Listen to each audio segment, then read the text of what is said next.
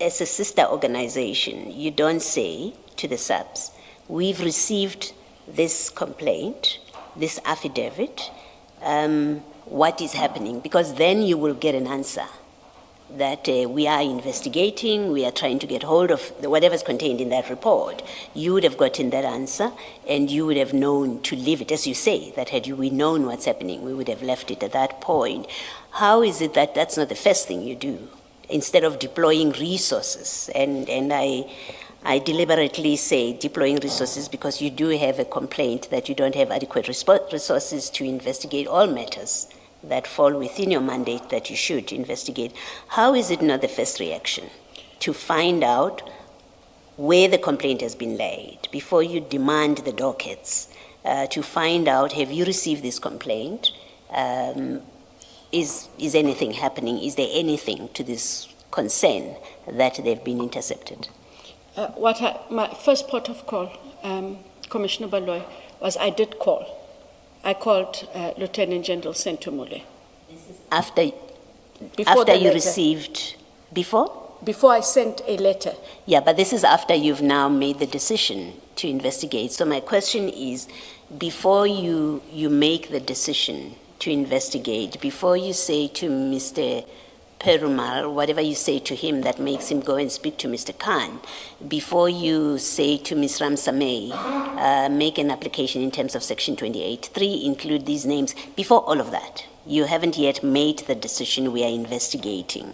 You get a complaint from, yes, a member of parliament, but he's a member of the public. For all intents and purposes, that complaint is not laid by a member of parliament because he's not representing parliament. He's a member of public who lays a complaint with you that, and the complaint, as we discussed yesterday, is my dockets have been intercepted. There's no intention to conduct any investigation. So I'm still at that point where that is the complaint. How is it that it is not the first step that you take to inquire from the SAPS? Is it so that you have these dockets? What are you doing about them before you make the decision? SAPS is doing nothing about it. Give us the dockets. We are now going to investigate this.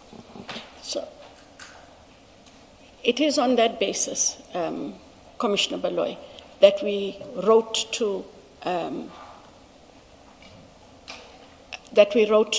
General Khumalo to find out if they had the dockets. When he said they don't have the dockets, my next port of call was a telephone call to Lieutenant General Sentumule to indicate, General, we have this matter for an investigation. We are looking for the dockets. We are given to understand that they are not with Gauteng. And one of my investigators has indicated that he has since learned that the dockets are with the inspectorate. General Sentumule indicated, and this was a telephone conversation, Commissioner Baloy, she indicated that she was not aware herself that the dockets were with the inspectorate. She would find out and she would come back. When she later came back, she had facilitated then the dockets to IDAC. And I don't want to sound like a broken record, Commissioner Baloy, but I repeat that had she at that stage said, I am sorry, ID, these are with the inspectorate for a very specific purpose, based on the points that Commissioner Khumalo has made, IDAC would not have asked for those dockets. Maybe the problem lies with me. Maybe I'm not articulate enough. I don't understand why you don't understand my question. My question is, before you get to the point where you are now demanding or asking for the dockets, because now you're in investigation mode, so you're taking the dockets from the SAP. So we don't get to, General Sentumule could have said to you, sorry, I can't give them to you. You don't arrive there yet on my question. Okay. My question is, when you get the Section 27, so you receive it in November, right? We've established that, not in December. You received it in November. My question is, when you receive the Section 27, which tells you, I have laid a complaint, and now we know you had also received a letter from the minister's office. So in November already, you know that Mr. Adams has laid complaints with the SAPS in November. At that point, you haven't yet made a decision to investigate. You received this affidavit. My question is at that point. Okay. Let's assume you received it on the 21st of November as date of that affidavit, and you start actioning it on the 22nd of November. So we are on the 27th of November. My question is, on the 22nd of November, why is it that your first step is arising from this affidavit is to call whether General Kumalo, whether General Patekile, whether General Sintumule, to say there is a complaint that has been laid with the SAPS and the dockets have gone missing according to the complainant. Are you aware of this complaint and are you acting on it?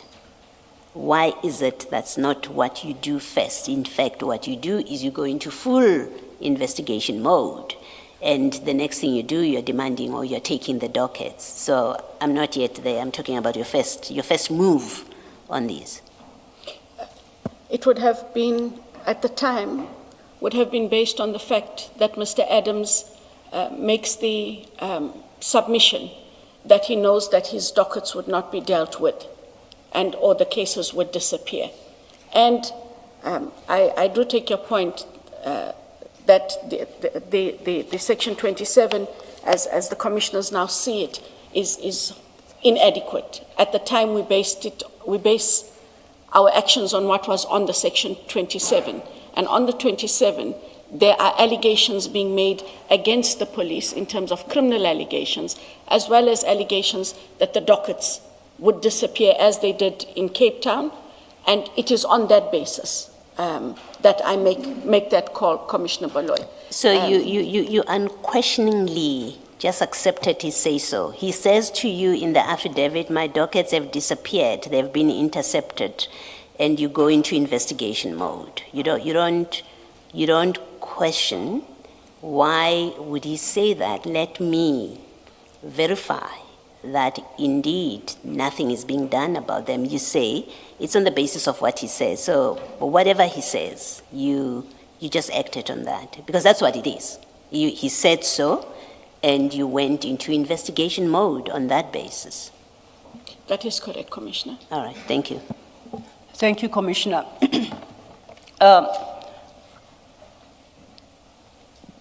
Please help me here, if you can, Advocate.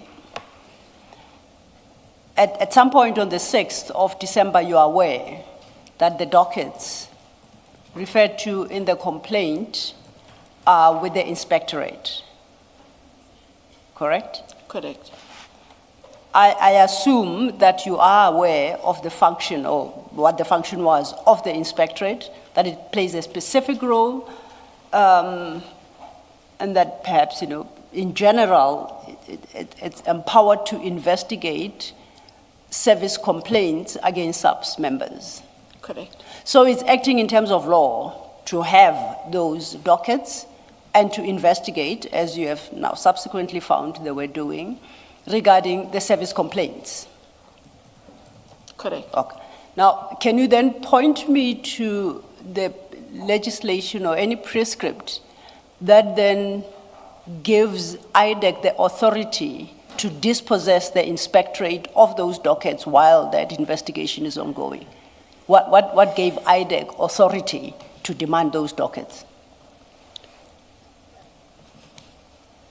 IDEC didn't intend to dispossess the inspectorate of those dockets. What IDEC did is, acting upon the Section 27 and the subsequent authorization, IDEC sought to determine where those dockets were. Yes. And again, I repeat that if, in fact, those dockets could not be made available to IDEC, then that would have ceased that matter. Because for me, Council, my interpretation is the inspectorate is dealing with a service delivery complaint. IDAC has allegations of criminality together with the allegations by Adams that my dockets will disappear, etc. It is on that basis that we approached the police. I can take it no further than if we were told that the inspectorate cannot release those dockets, then that is where it would have had to end. We have no authority, and we were merely making a request. Yes. Which request did not have to be acceded to, Council. The request could easily have been denied for access to those dockets. Now, we know that you addressed a letter to... Sorry, but you're conducting an investigation, so you could have demanded to them. You do have the legal means to, in the course of an investigation, to demand access to documents, no? Correct. If we had to, we would have had to subpoena them through the Yes. National Commissioner, and that, unfortunately, is not the way to do the business. And what we could have done, had we not been given access to those original dockets, would have been to request copies of the dockets, Yes. so that we could then look into those allegations. Yes. No, I was just clarifying, just in case the impression you leave us with is that, well, SAPS could have refused with these dockets, and that would have been the end of it. No. I'm just trying to make sure that's not what you're seeking to No. convey. Right, thank you. Correct. We could have requested copies. That has been practiced not just in IDAC over the years, and the police are amenable to giving you copies of the dockets. I'm making a different point. The point I'm making is, in the course of investigation, you do have the power, the legal power, to obtain documents, and that would have included these dockets if SAPS had said to you, if General Sintumule had said to you, sorry, you're not getting them. That is because you're in full mode of investigation, you did have the power and the means to get them legally. Correct. Thank you. And now you get some time in the course of the 6th of December, you become aware there with the inspectorate. Earlier you said your first letter was to General Kumalo. The second letter was to General Sintumole. Now you know they're with the inspectorate. And the Lieutenant General Jacobs does not even have a courtesy of your letter requesting the documents. You know where they are now. But instead, one of your investigators is off to the inspectorate to go demand these documents, these dockets, or to, demand perhaps is too strong a word, to obtain these documents. Why couldn't you have addressed a letter to Lieutenant General Jacobs requesting copies, accepting that he has those dockets because he too is discharging a particular statutory duty? Because all you ever wanted were the content of the docket. My logic dictates that you would have asked him, can I have copies of these dockets? I understand that they are with you, the inspectorate, who is looking into a service delivery complaint. Why couldn't you do that? I worked through the channel that we do when we request dockets, which would have been the Divisional Commissioner Detectives. However, I need to go through MK15. I do recall that there were people in the office of General Jacobs who indicated that the letters both to Generals Kumalo and Sentumule had been shown to the office of General Jacobs in order to indicate that a request had been made for those dockets. Okay, And well, that he then had an engagement, sorry, Council. No, sir, we'll look and at that that during tea, it's fine. Okay. Those documents. My question was slightly different. You as the head of one institution, you now have located the documents you require for your investigation. I would have thought it's appropriate that you once again, at that level, address yourself to the head of that institution to say it has now come to our knowledge this, may you kindly provide copies. I just point out that you failed to do so, I don't understand why. I take your point. I reiterate, I worked through the channels we do in obtaining dockets, which would be the Divisional Commissioner of Detectives. So now we know that on the 6th of October, IDEC, you received the dockets.